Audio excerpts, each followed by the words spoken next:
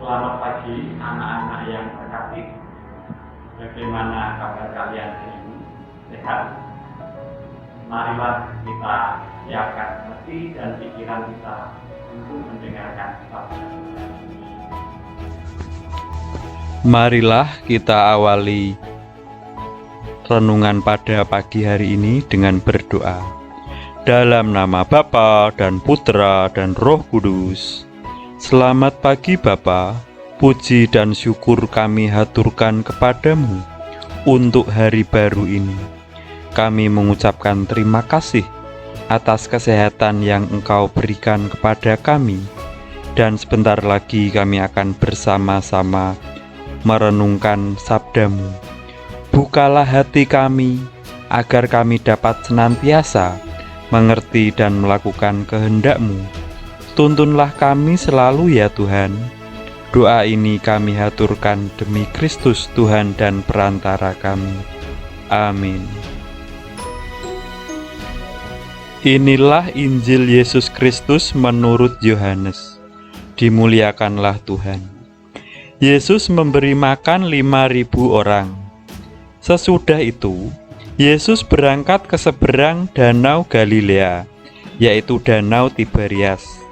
Orang banyak berbondong-bondong mengikuti Dia, karena mereka melihat mukjizat-mukjizat penyembuhan yang diadakannya terhadap orang-orang sakit. Dan Yesus naik ke atas gunung dan duduk di situ dengan murid-muridnya. Dan Paskah hari raya orang Yahudi sudah dekat.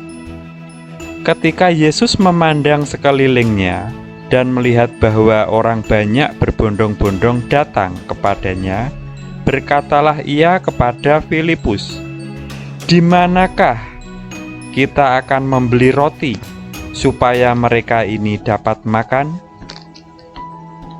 Hal itu dikatakannya untuk mencobai Dia, sebab ia sendiri tahu apa yang hendak dilakukannya.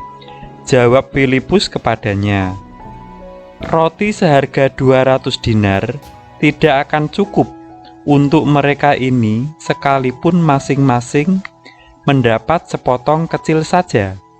Seorang dari murid-muridnya, yaitu Andreas, saudara Simon Petrus, berkata kepadanya, "Di sini ada seorang anak yang mempunyai 5 roti jelai dan 2 ikan. Tetapi apakah artinya itu untuk orang sebanyak ini?" Kata Yesus, "Suruhlah orang-orang itu duduk. Adapun di tempat itu banyak rumput." Maka duduklah orang-orang itu, kira-kira 5.000 laki-laki banyaknya.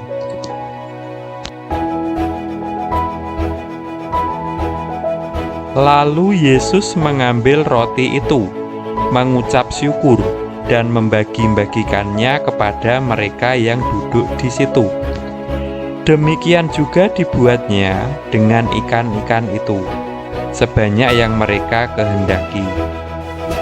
Dan setelah mereka kenyang, ia berkata kepada murid-muridnya, "Kumpulkanlah potongan-potongan yang lebih, supaya tidak ada yang terbuang."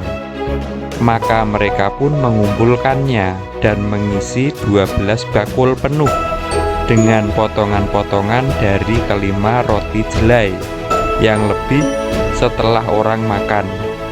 Ketika orang-orang itu melihat mukjizat yang telah diadakannya, mereka berkata, "Dia ini adalah benar-benar nabi yang akan datang ke dalam dunia."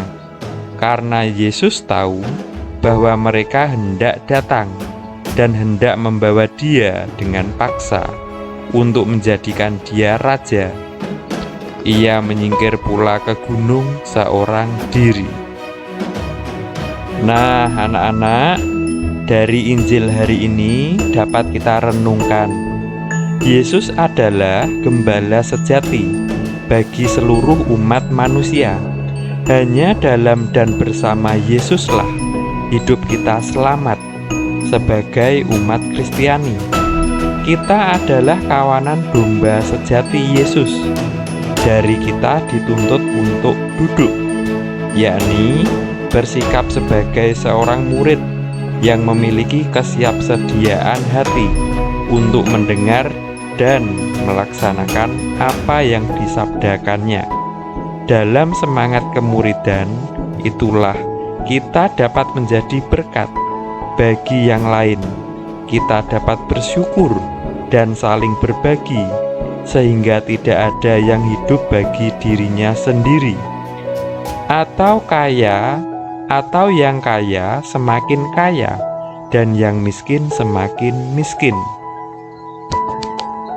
Jika kita melihat sekeliling kita, tampak di sana jurang yang sedemikian lebar antara mereka yang berkecukupan dan mereka yang berkekurangan. Bahkan mungkin kita pun adalah salah satu yang ada di dalamnya.